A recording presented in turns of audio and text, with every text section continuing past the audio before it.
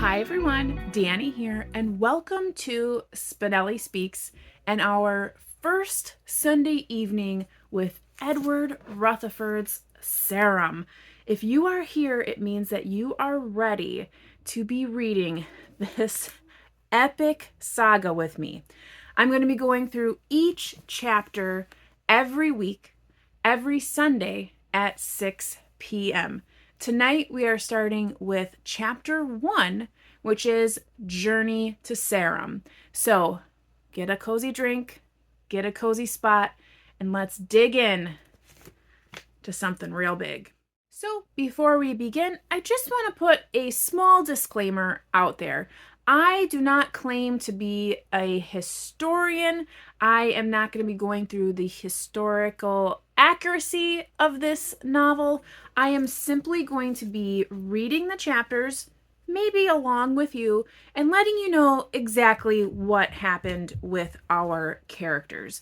I'm more of a character-driven reader when it comes to these historical fictions, but I do enjoy the idea that they are around historical events. So it's a really great way to learn about history, depending on what book you're reading. So this particular book, Sarum, is in the Salisbury region, where we know Stonehenge exists. So this book is going to consist of the historical events that surround that area, and it's through time. So in these summaries, I will give you what time we're in, what the setting feels like, what the landscape feels like, and then more so about what's happening with the characters, because that's just what I really enjoy about these books. So let's go ahead and jump right on in. I've taken all the notes necessary so you don't have to. In chapter 1, Journey to Sarum, we are going to see a couple of different things before we even get into the characters of the chapter. So what Rutherfurd does really well is he sets the scene.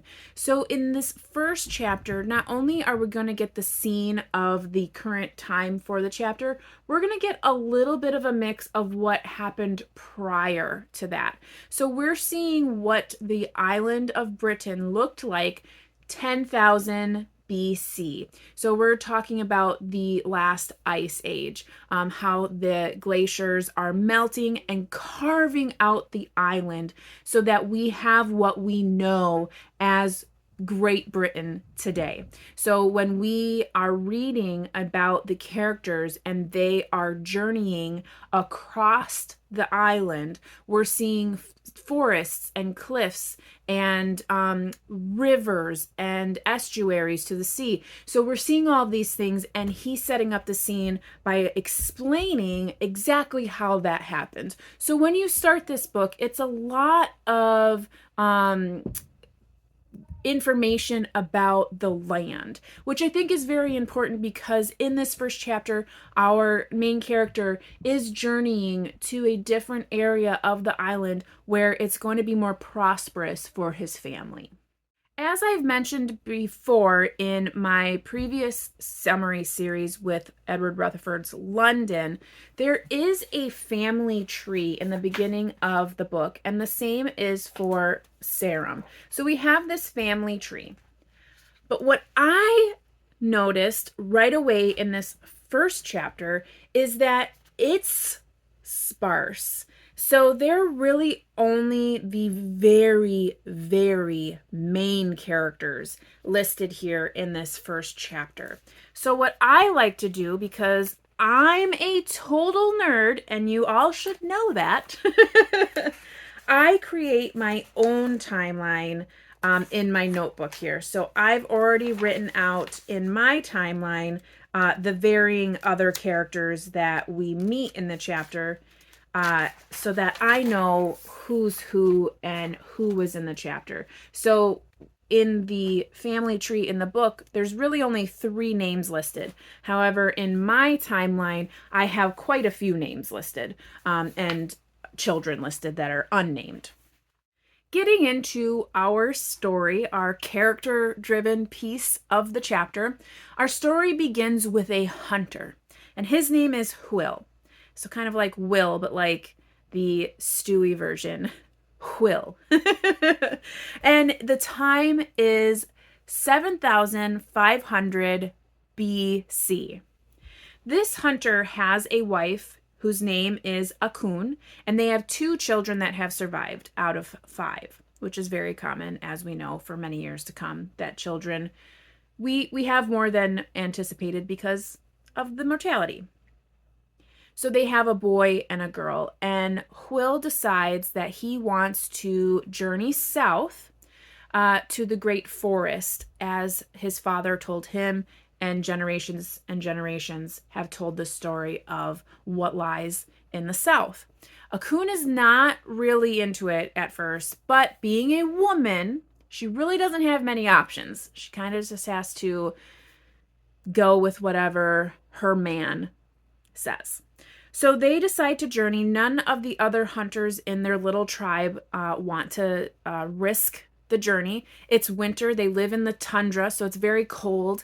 And there's really only 3 months left of what they know as summer. So they do leave and they trek south. Now, this is great, right? We're going to get different landscapes. We see this through Rutherfurd's explanations, and we see that it's not exactly what Will thought it was going to be, but it turns out okay in the end. So as we see the different hunters, so we saw the hunters in the north, and then as Will and his family come south and they end up in their final destination, they come across some more hunters. And Rutherfurd does a nice job of explaining that what we saw in the north is kind of coming the end of an era for those hunters. And they are known as those Paleolithic man, the Paleolithic man. So the tools that they use, the clothing that they wear, how they hunt, that's a specific kind of person, right? And then as we move south, we see different tools, we see different clothing, we see different ways of life, different housing and ways of traditions. And so that is going to be our Mesolithic hunter. So when you're thinking about history, you're seeing all of these transitions as we get more technology, more innovation, more engineering. So we see that Will has basically moved from one kind of man to another. And in that space, he does meet another person, a hunter, whose name is Tep, who, like we saw in London, we have a family line that we might not so much agree with. I can see the signs already. This particular character is very gangly. He has carrot red hair, and his toes are extremely long, and he can use almost like fingers. So we have these physical characteristics that are almost implying that this is a devious character. And I think we're going to see that throughout the story, similar to what we saw with Silver Sleeves in London. So we'll see where that goes. I'm already like a little trepidatious, like, oh gosh, here we go again. But I can guarantee you throughout the entire chapter, Tep is not one to be trusted. And that's all I'm going to say about that. In these summaries, I do lead into a few spoilers, but I don't like to give everything away because I do want you to enjoy the chapter. So I will leave it at that. So we have Will and his family, his wife, Akun, and her 2 children, Vata, and then later known as Otter is the boy. So Vata and Otter. And then we have Tep, and he has a second wife because his first wife passed, so he had 2 children from that wife. And then he has Ula, who he stole from some other tribe, and he has 2 children with her. So we can already tell that Tep is not to be trusted. He's already been estranged from his other hunter group, so he's kind of living kind of out on his own, and he's just not a very good person. So there's a little bit foreshadowing there. Some things happen that he actually ends up getting banned again by Will because of something that he does that is terrible. So, pausing on that theme of women, I just mentioned that Ula, Tep's wife or woman, was stolen. Let's kind of backtrack and have a understanding of the role of women thus far in our reading. You know that we kind of discussed this a little bit in London. We're going to discuss it again because it's brought up quite a bit. So women in this story, it's not good. So far we know of Akun. She was basically bartered for a bunch of arrowheads. So she became Hwil's wife at the age of 12, and he was 18, and he basically got her for a handful of arrowheads, and they became a couple. Then we see this Ula, who was stolen from another tribe. So again, a young child stolen by this Tep, basically to come and care for his children and then to breed more, essentially, right? And then there is talk of Hwil's daughter. Tep has a son, and obviously he'll need a wife. So he basically arranges that, oh, I will show you to the high ground if you give your daughter to my son when the time comes. And that is basically shook upon, and that's going to happen. Thankfully, things change throughout the chapter because boy, oh boy, would I not want that family as an in-law. But anywho, so you see that there is a complete understanding that women are property from the moment they are born as a female. So they are complete property.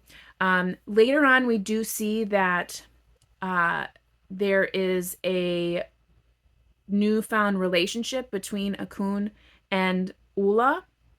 And in that dynamic, there is a little bit of a hierarchy among the women, but the women are still subservient and deemed as property to man. So right now, that's where we are. And we know that that is centuries upon centuries of continuation. Briefly, let's kind of give a little bit of an explanation of the religion. I wouldn't so much call it a religion at this point. It's much more it's all surrounded around the hunt. So these people worship the moon goddess, and in that they simply provide sacrifice. They pray kind of to this moon goddess, but it's really not like a daily ritual. It's not a, every Sunday. It is a in need kind of worshiping. There's sacrifices at the full moon. So it all revolves around the moon cycle. It revolves around the hunt.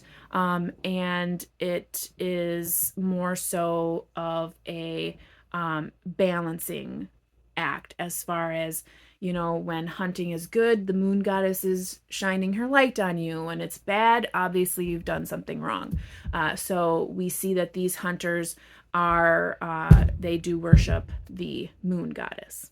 Just a couple of little odds and ends that I picked up along the way that I wanted to mention that I thought might be interesting for us to discuss or to hear about. We learn about an extinct animal, this aurochs, that is similar to a bull, very large, and basically goes extinct because of this hunter lifestyle. Because the animal is so large, it's slow and can't really get away from these hunters quite quickly, and basically their strategy is to wear it down. So hunting in groups and basically tiring the animal out, and then essentially destroying the animal. And destroy is a harsh word, but they end its life. They use the pelts, they use the meats, they survive by this animal, but it essentially kills the entire population. So the aurochs is an animal I had never heard about, so it was interesting to hear about it here. Perhaps I'll have a picture here if I can find one, but I thought that was very interesting. Also, there is mention of the population currently on the island. So, because of this glacial movement, all of the land used to be connected, right? So, the island of Britain did not used to be an island. It used to be connected to Europe, which used to be called Eurasia. So everything was one big piece of land and it was all connected. And these hunters came from Eurasia to this island. And as it started to be carved out and that English Channel is created and we have the separation, then they are all there. And in this particular reading, this chapter, it is mentioned that as the whole of the island, there's probably only about 5,000 souls on the island. Now, currently in the city of London, I believe when I was there last, there were 9 million people in London.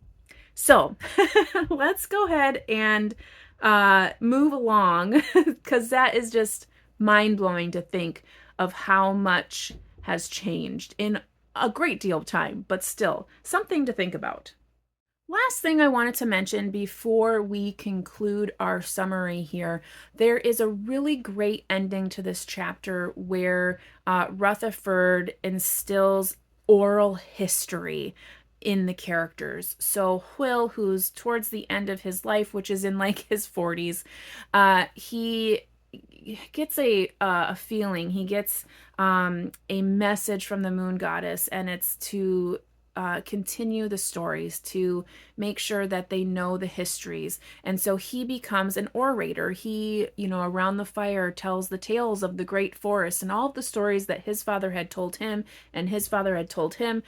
So this idea of oral tradition, oral history is starting here, and it's going to be continued as we move through history, which, as we know historically, that's how history was kept, was by this oral history until we could have paper and saved documentation of what has passed. It was all done through these stories around the fireside and passed down from family to family, orator to orator.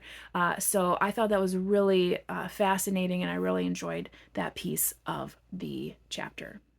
So all in all, we have a really great first chapter. We have the depiction of the landscape, so not only what's happening in the north, but as we come down into the south, how the landscape is different and how it's more prosperous for Will and his family.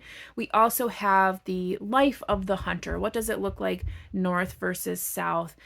We see the status of women at this time. We see how families grow, how they intermingle, how they communicate, how they connect. We also see the worship of the moon goddess as kind of the main religion in this time.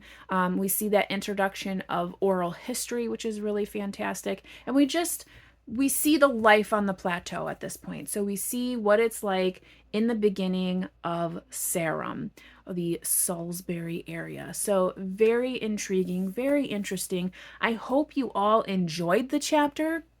I hope you enjoyed getting to know Will and his family. I hope that you enjoyed the justice that we see in the end. And I hope that you want to continue to move forward.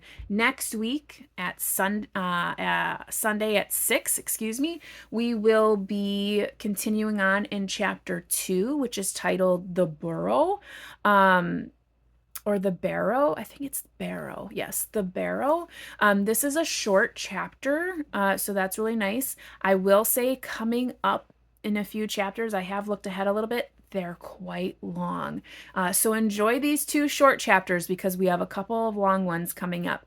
But anyways, until then, I hope that you are reading this fantastic novel with me. If not, I hope you're reading something else that is equally as fantastic. I hope you are taking care, staying safe, and as always, you know how it goes. Happy reading. Bye.